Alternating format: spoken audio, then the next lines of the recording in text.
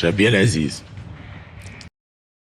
نموت ونموت وانا مخزن ونموت ونموت انا مخزن ونموت انا مخزن.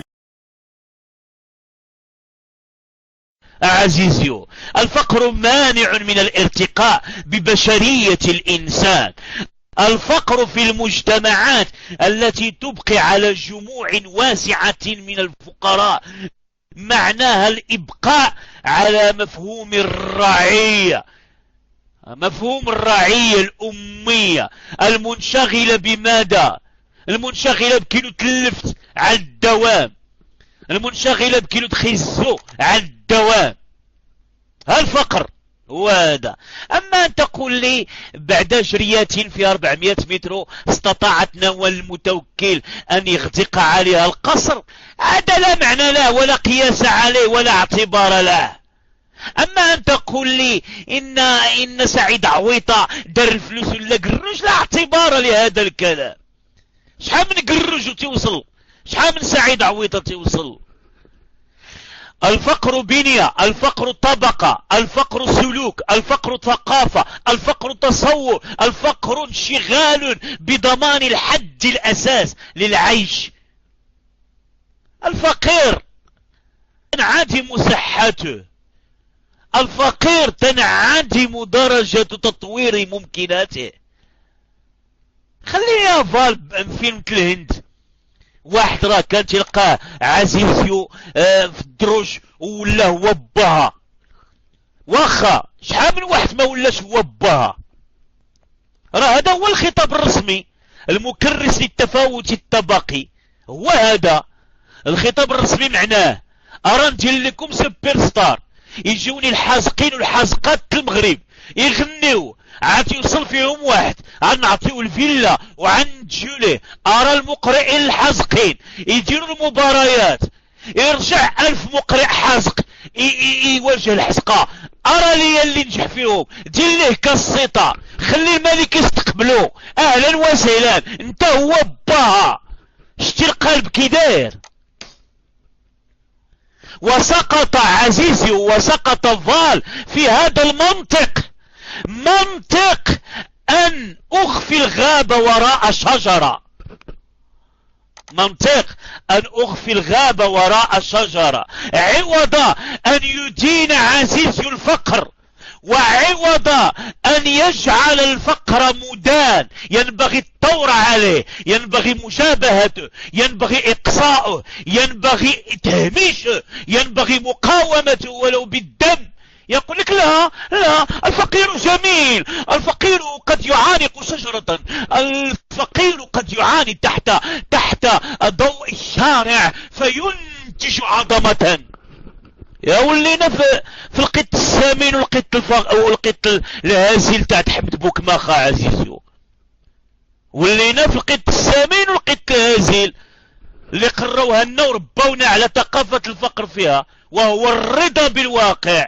اللحظة اللي جا زعما القط السامين لاباس عليه وغليظ ونعمس ويجي عند الهازيل خانز والقوق وخارج من واحد السطل الزبل، ويقول ليه الهازيل إني أنعم بالحرية، إني أبحث عن لقمتي. فيبكي القط السمين ويقول له مهما ترى من وجاهتي فإني محاصر في هذا النعيم، فإني محاصر بين أيدي أوليائي.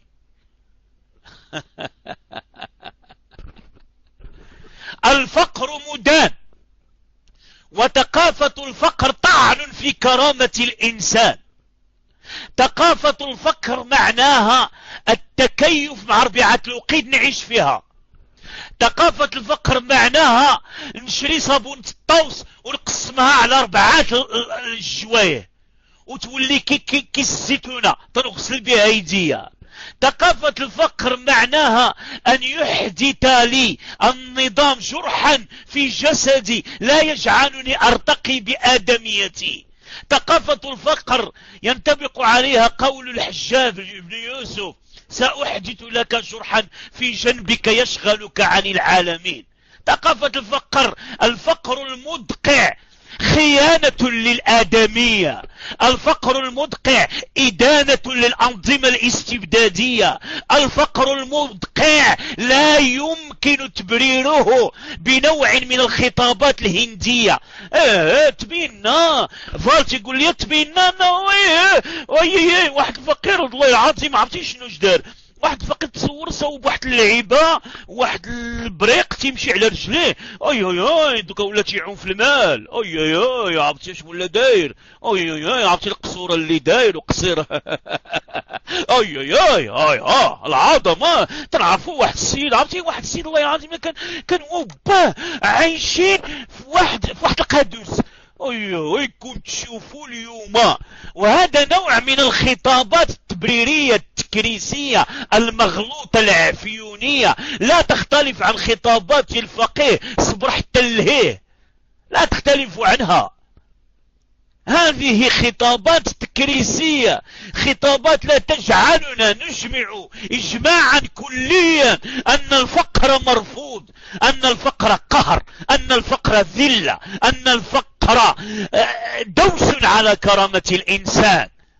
دوس ملي يولي همك هو تجيب الدمان في العيد، ملي يولي همك هو انت البطل إلا شفتي 5 دقائق في آخر السيمانة، ملي تولي بطولتك هي أنك تقف عند أولادك وتقول والله العظيم بطاطا ما كاينة، كل ما العربي تنعرفوا جبت لكم بطاطا.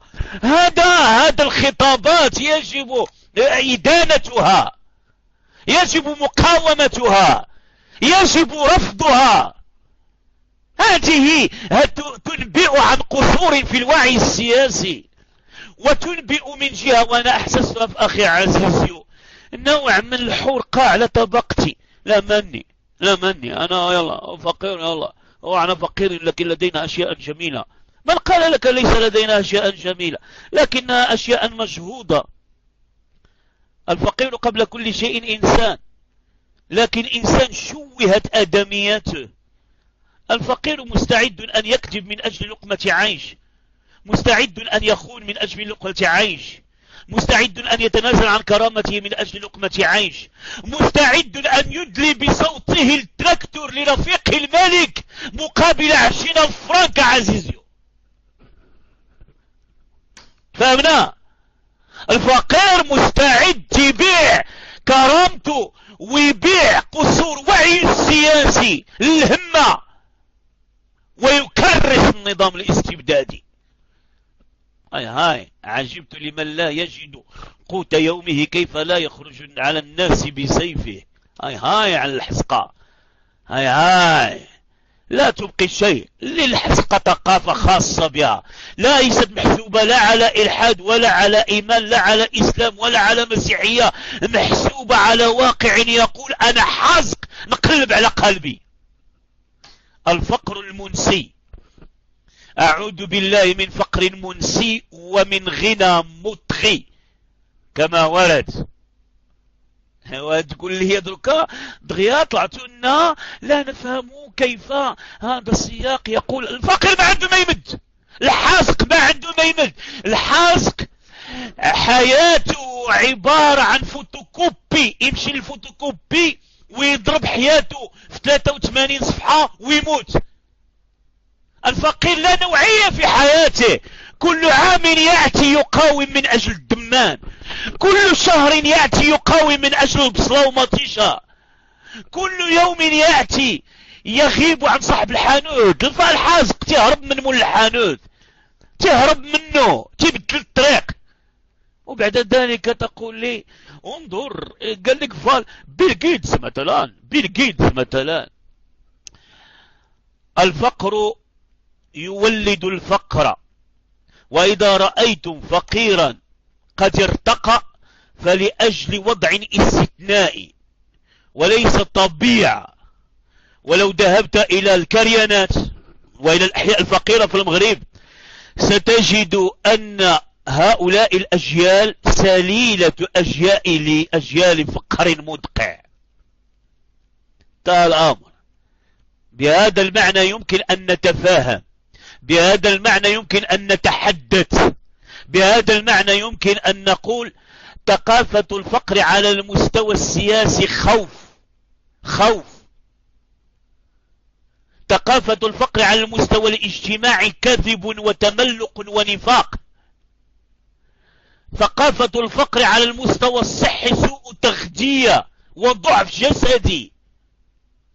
هذا هي ثقافة الفقر.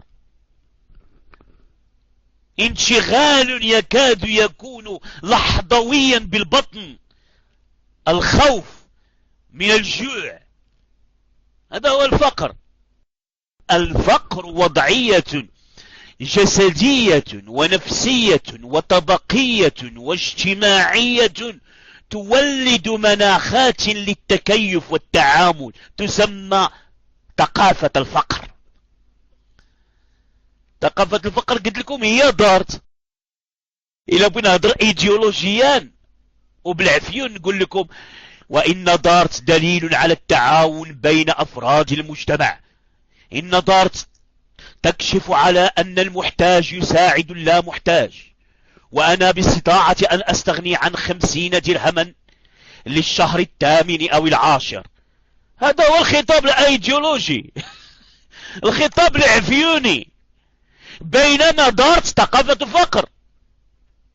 كل مرة خرج على الخدار تشري نص كيلو تاع البصلة، ثقافة الفقر. كل مرة تتسول واش زاد 2 ريال ولا ريال في السلعة، ثقافة فقر. ثقافة الفقر هي هذه.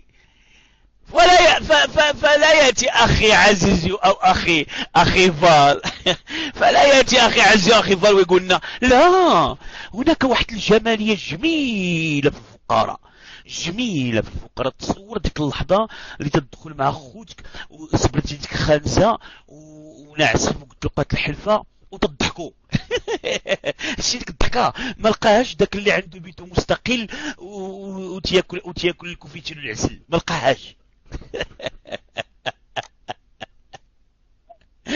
إذا أعتقد الإخوان أوضحت المسألة. إن الفقر مدان عقديا وعقليا وإنسانيا وماركسيا وبوذيا. الفقر المدقع منسي لكرامة الإنسان. بغينا ولا كرهنا. أما نهضروا على أحمد بوكماخ ونهضروا على كيف حقق فقير بحال داك الفيلم الاخر الهندي اللي نال أوسكار، كيف حقق فقير ملايير الدولارات. هذيك هضره اخرى. نحن نتكلم ان الطبقات الفقيره في المجتمعات المكرسه للتفاوت الطبقي ترث فقرها وتتناسل، وان الانظمه المستبده انما تنتقي من القاع الفقير من يخدم اغراضها. واش حنا باقيين يلا سدرت المنتهى، يلا باقي تناقشوا اختلاف بعد نظري بين من يرى للفقر عظمة وإيجابية ونوعا من الجمالية لا توجد عند من يملك. أنا لا أقول الفقير، ما تنهضرش على الطبقة المخمالية، أنا أضع كرامة الإنسان المتوفرة على سكن وعلى صحة وعلى غداء يمكنه من تطوير ممكنه الإنساني، لا تطوير لكرامة الإنسان في غياب الحد الأدنى المتوفر. كما تكلمت منتهى لما تتكلم لي على إنسان يقطع 10 كيلومترات باش يشرب الماء البير، لما تتم تفصيل فيه الماء والسخاريج لا يتوفر حتى على الكالوري الحد الأدنى فيه. هذا الإنسان هذا راه أما اللي تعطيه 300 ريال في الانتخابات راه عاد يصوت للهمة صديق الملك.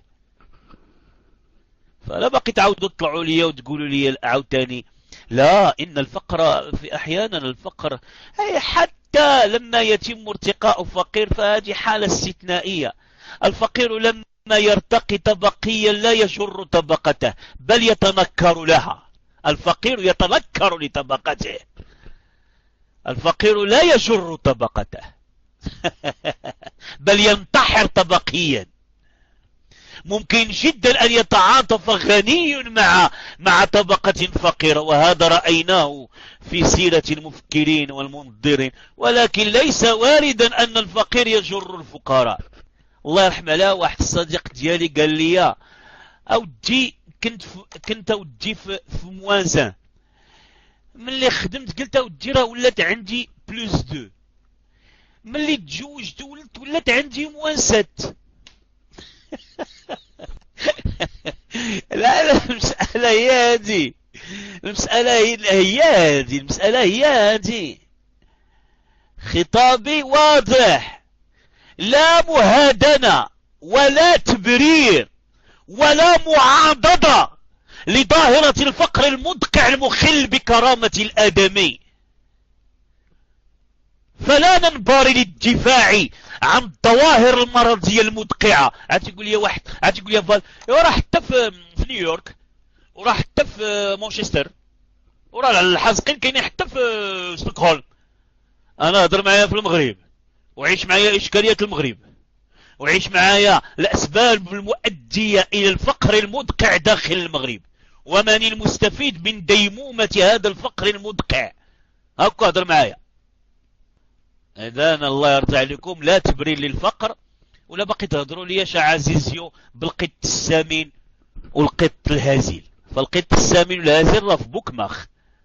الفقير أهدرت تجربته الوجودية، أهدرت كرامته، طعن في إنسانيته، عاش لملحمة البطاطا والبصلة، عاش لملحمة الدمان والسلطي، عاش لملحمة يعطي الكريدي الميكرو كريدي، عاش لهذه المسائل. فالله يرضى عليكم، لا باقي تقول ليش لا هناك جماليات، هناك بعض المعطيات الرائعة المفارقة لا لا لا لا لا لا لا. وعيت انا من هضره الخاوية هذه، هضره خاوية هذه. شكرا.